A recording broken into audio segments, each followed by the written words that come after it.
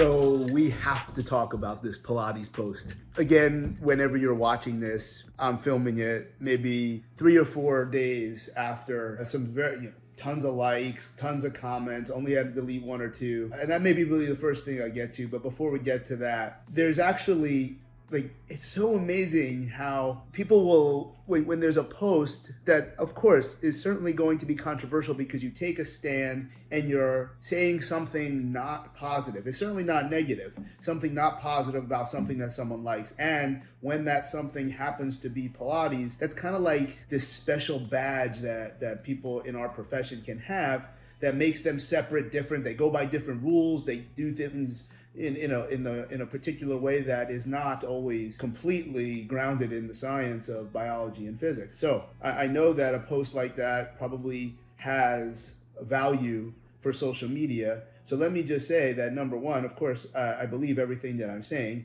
Number two, I said very, very good things about Pilates. I said factual things that, notice I use my words carefully, they're not negative. They're not positive, but they're also not negative. They're just facts. And facts that aren't positive don't always have to be negative. Remember, this is social media, and the goals of a post of social media have multiple facets, and they don't always have to be the ones that you prefer to see. That's why it's media. You don't have to consume it. But as I said, I look at social media as like my store. As I'm trying to describe a little bit is why I deleted a couple posts, where one of the things that I'm trying to accomplish is that if somebody is seeing a post for the very, very first time and they go down and read in the comments, they don't know anything about me, and they read people banging on me because they didn't like the facts of science, of biology and physics, then all of a sudden I may not have an opportunity to connect with that individual. Obviously, most of those connections are for financial goal. So my social media is like a store. You can't come into a store and say, to everyone in the store, plus anyone else that comes into the store, that everything, all the products, all the clothing that they sell in that store is garbage. You can't do that. If you did that, you'd be thrown out of the store. So that's why I delete, but only a handful, because what I'm saying is true. And when it comes to Pilates, let's break this down if you didn't see the post.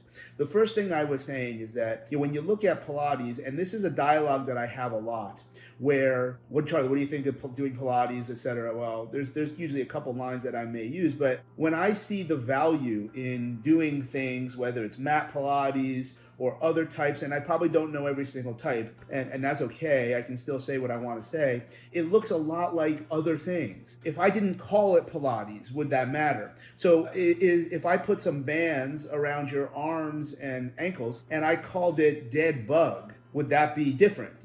Are we really working on different qualities? Are there any targets that are not identical between the two? If I called it 3.5-month supine position, as per the nomenclature of DNS, dynamic neuromuscular stabilization, by definition, it's a different word. So is that enough to say my point is that these things are all the same. If you lay on your back and do some hello dollies like you saw in the Marine Corps, and you did maintain a flat back and you valued all the things, they're all the same. It's just a name. It's just a word. Yes, there's probably a lot of other positions that Pilates proper may be able to access. My point is that it's all the same and it's just a different name. So does it make it any more or less the name that you want to call it when it's all these other things? So I went on to say they're all good. They're all very, very useful. Whether you're training hip mobility with a stable spine, whether you're training facets of intra-abdominal pressure, whether you're training a stacked rib cage over a pelvis, are you looking to maximize the zone of apposition and the efficiency of that mechanical position? All of these things are valuable regardless of what you call your position laying on your back. Again, I know there's some others. So that was the first slide, where it's all very useful, big letters. And then we go into the second slide, and 100% this is triggered from having an online consult with just a miserable human being. One of their concerns in my role was to evaluate them for the purpose of a fitness program that I was not going to carry out. And they were just saying a bunch of complete and total nonsense. Now, the type of individual is one that I would see often. And people in New York City, particularly ones of wealth and this, maybe what other people might call status, very ivory tower and I'm sure it's the same in other cities, they can never be wrong.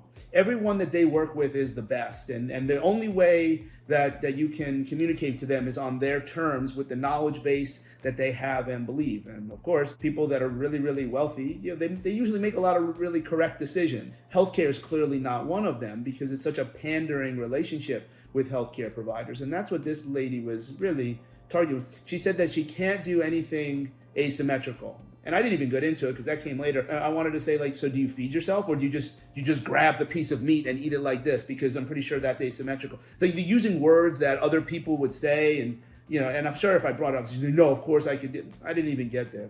She had something going on with her rib, and her rib would always go out. And of course, I did use the line that, of course, if your rib was actually out, you wouldn't be telling me about it. You would be begging for Demerol in the ER. The ribs don't go out. And I said, I know, I believe that you have pain right here. And I believe the therapist that you're working with is a very, very fine individual. And they're doing something with their hands in that area. And they're telling you they're doing something to your ribs. Your ribs aren't out and they're not putting it back in. And she's like, look, the space is, oh my God, like the Pilates piece was, I said, because then I started to ask, well, why are you interested in fitness if you're not going to do any of these things? Because really the issue was, if she did anything that was traditionally lifting heavy, which is absolutely obligatory in order to gain muscle mass for these goals of longevity and health, and what we know being strong and having mass, muscle mass, are significant markers, along with mitochondrial health, along with VO2 max. These are kind of like the targets that you see in this modern day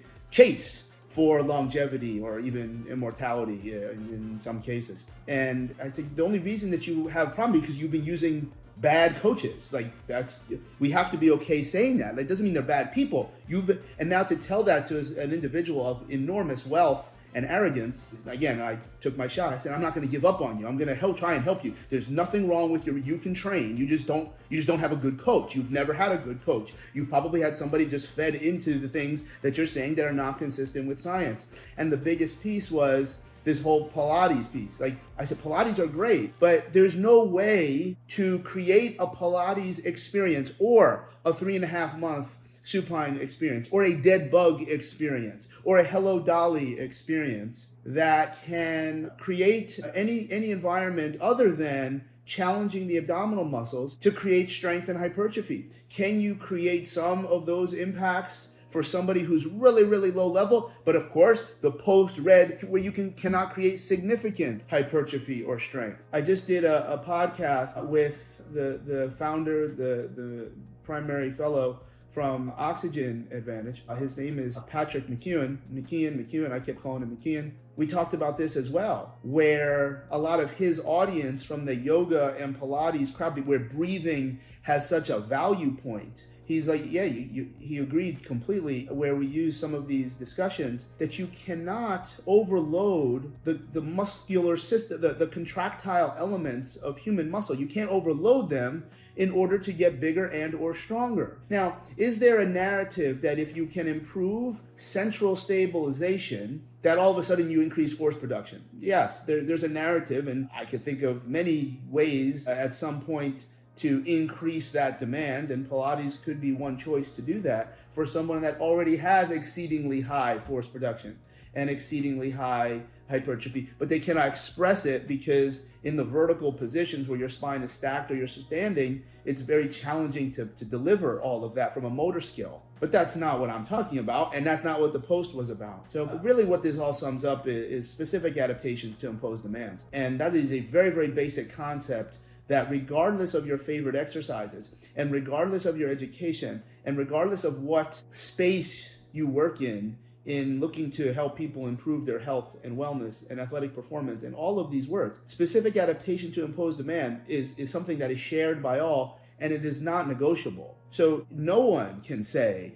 that a particular intervention does something that it does not overload that system. We can't say that something does something and it doesn't do it. I'm trying to figure out like fancy ways to say this, and I just can't. It's really remarkable. Now, that doesn't mean that intervention doesn't have any value. It's many things can be true. Many things can be true. Multiple things can be true. Things that are true sometimes are not true all the time. There's that. I can think of a lot of different angles to try to make that point. And it's really shameful. Where if I thought that doing heavy deadlifts was good for improving vision, that would be a horrible, horrible thing to say. Now, is there some narrative where the vestibulo-ocular reflex is somehow manipulated as you hinge? Of course, there's always these angles, and that takes some sense. That takes all right. That's like a fun debate where a third party is actually going to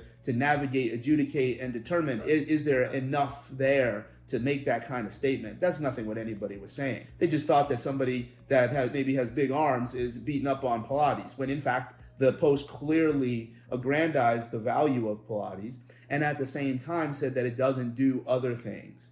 And that really can't be a problem. Not everything can do everything. Anything can help anyone. Not everything works for everybody, et cetera, et cetera. I think that's important to remember that when you have a very confined skill set and you're really, really good at it, really, really passionate about it, we do have to remember that you can't help everybody.